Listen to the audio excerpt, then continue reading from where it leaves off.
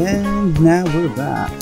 Para sa ating huling balita, kasalukuyan ginagawa ang week-long National Project Validation and Evaluation ng mga programa patungkol sa Canlaon Recovery and Development Plan. Ito ay isinasagawa para mas mapabilis ang recovery, redevelopment at resilience building ng mga apektadong komunidad bunga ng mga volcanic activity ng nasabing bulkan. Ang evaluation na ito ay alinsunod sa polisiya ng NDRRMC at ng Administrative Order No. 32 Series of 2025 ng Office of the President na nagbubuo ng National Task Force Canlaon. Para sa karagdagang impormasyon, pakinggan ang interview kay Ginang Felicia de la Merced Mangawang ng Office of Civil Defense para magbigay kaalaman sa rehabilitation and recovery at mga development programs ng National Task Force Canlaon. Bago pa pala tayo mag-start, brief background lang po kung sino po kayo. Ako po si Paige de la Merced. Hindi ko na po i-bother na sabihin yung buong kong name kasi mahaba. I've been with the Office of Civil Defense for 8 years. Ever since nag-start ako, dito na ako sa Rehab and Recovery Management Service. Ayan. Sa RMS, ma'am, dito po sa Rehab and Recovery Management Service, ano po ang inyong main task and responsibilities? Assigned ako sa DRRM Fund Management Division. So basically, kami yung nag-handle sa National DRRM Fund. Yeah, so yun yung main task ko talaga ever since sa NDRIM Fund talaga. So since in relation na ng usapan ng NDRIM Fund, kaya ba natin ma-expound, ma'am, kung ano po ang part ng NDRIM Fund sa totality ng ginagawa ng RRMS? Basically, si NDRIM Fund kasi is one of the major fund sources na nakakasupport sa mga rehab and recovery projects natin. Based kasi sa RA 10121, meron talagang nakalagay na allocation for that sa GAA natin annually. So, ginagamit siya basically for rehab and recovery projects, pero yung batas naman natin is hindi naman naglilimit sa rehab and recovery projects lang. So, technically, per the law, pwede naman siyang gamitin sa prevention mitigation, sa preparedness, sa response. Kaya din siya nagagamit bilang additional funding source pang-replenish sa exhausted na quick response fund, halimbawa ng OCD. So, sa context po ng rehab and rehabilitation and recovery, kung sakaling i-explain nyo po kung anong ibig sabihin ng words na yun sa layman, paano nyo po siya ma-explain? Ang rehab and recovery? Ang personal understanding ko sa rehabilitation and recovery, yung rehabilitation is the infra part or the tangible part, yung mga na-damage, mga nasira. So yun, i-rehabilitate natin. So pwedeng ma-repair, ganun. Pero yung recovery, it's more on the human part. So yun yung social nilang aspeto, mental nila, pati physical health, ganun. So ganun ko siya tinitingnan. Kaya medyo holistic naman siya in terms of meron ka ng structures, tapos meron ka rin yung para sa tao. Oh wow, since nandun na tayo sa usapan ng holistic and structures, recently po na may nagawa na po ng batas tungkol sa pag-establish ng National Task Force on Canlaon. May we know, ma'am, kung ano po ang NTFK? Ano naman siya, AO lang siya, hindi naman siya batas. Administrative order siya, inutos ni Presidente na magkaroon ng National Task Force Canlaon. So basically, si NTFK, siya yung bahalang gumawa ng Canlaon Recovery and Development Plan, which aims to,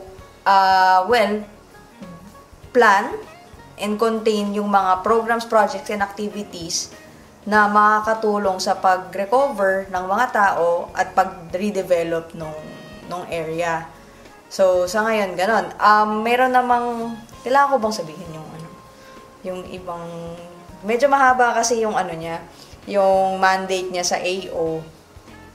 Pero basically, meron 1, 2, 3, 4, 5, 6. So basically, ang sinasabi niya dito is oversee the implementation and monitoring of all government programs, activities, and projects for the resettlement, recovery, rehabilitation, and redevelopment of communities affected by Mount Canlaon's activities. So, okay. Tapos, operationalize and coordinate effective and timely execution of disaster risk reduction and management efforts. Okay din yun.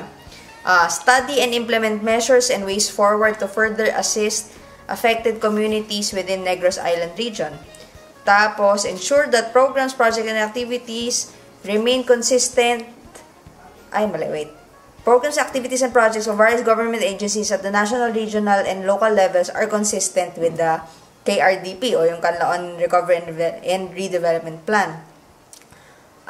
Yun, basically, inuutos lang ng Presidente, gumawa kayo nito, tapos ito yung gusto kong laman. Yan. Okay po. Yeah, maganda siyang explanation, ma'am. Since nandito tayo sa usapan na, ay, base nga ako sa batas, ano po sakaling pwedeng ma-expect ng, sabihin natin, from the residents ng Canlaon in the near future? Meron po bang long-term solutions?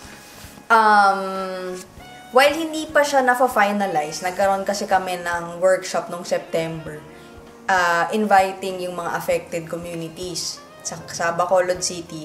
Tapos, yung sa workshop na yon, nagkaroon kami ng vision exercise. So, tinanong namin sila, ano ba yung gusto nyong marating ng Canlaon? So, hindi ko pa siya ma-share kasi nga hindi pa siya official. Pero basically, well consulted naman yung LGUs dun sa vision nila for Negros Island or Negros Island region. Tapos, based doon, hanggang 2035 kasi yung gusto nila. While yun yung magandang time frame talaga kasi usually yung mga development plans na ginagawa ni NEDNA or ni DepDep is 10 years. Di ba yung ano natin, yung PDP is 10 years ba yun? 2015, something. So, medyo mahaba siya. So, I think, okay naman yung 10 years para ano. Kumbaga, si KRDP is only the first step para ma-achieve nila yung vision nila for Negros Island. Yeah. So, to summarize na lang natin, ma'am, ito na yung magiging last question ko. Kung other mga programs na under ng NTFK, bukod dun sa long-term plan nila na hindi natin pwede ma-disclose na, ano yung pwede nating masabi na ito anong ginagawa ng Task Force Canlaon? Makakaasa sila na yung mga inelect nilang officials were there dun sa consultation workshop na yon, nakapag participate naman lahat. So, makakaasa sila na I wish na kinonsult din sila doon sa mga sinubmit ng chief executive nila or nung representative ng LCE nila na para sa kanila yung ginagawang KRDP. So, para sa kanila. For them, with them, by them, yung KRDP na ginagawa. Ayan. Ayan, thank you, Ma'am Paige, sa pag-anyanya ho sa itong interview. Maraming salamat po. At dito na nagtatapos ang ating programa. Muli sa ating mga tagapakinig, ito ang The Dream